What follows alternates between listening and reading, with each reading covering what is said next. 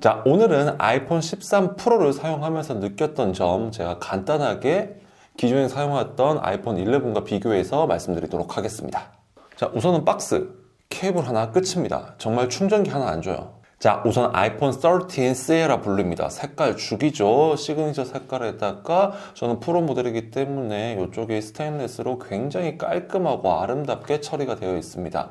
저 노치 같은 경우에는 기존보다 폭은 줄어들었지만 높이가 커졌기 때문에 뭐 그렇게 장점이라고도 할 것도 없고 단점이라 할 것도 없어요. 요거는 아직까지는 조금 부족한 부분이 많습니다.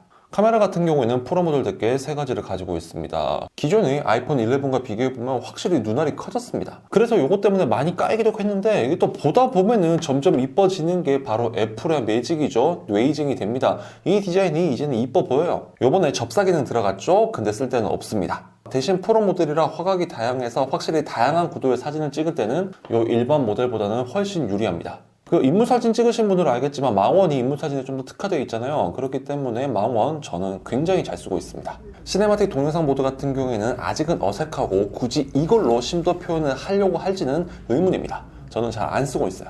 대신 이번 아이폰 13 프로에 들어가 있는 120Hz 프로모션 디스플레이 같은 경우에는 무조건 체감됩니다. 이건 무조건 업그레이드예요.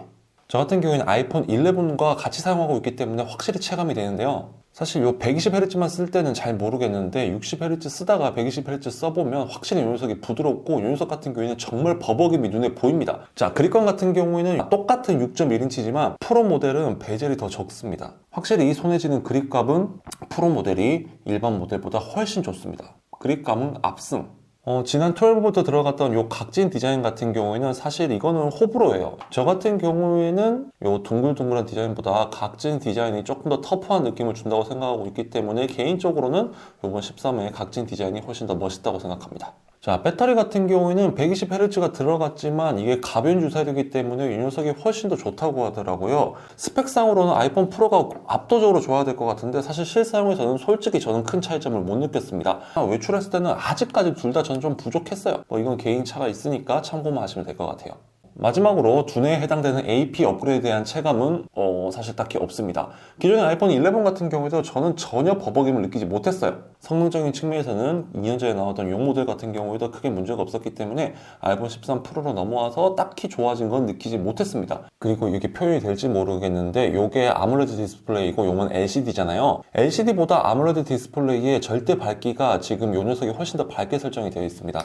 그렇기 때문에 밝은 야외에서 봤을 때는 확실히 아이폰 13 프로가 훨씬 절대 밝기가 밝아서 잘 보여요.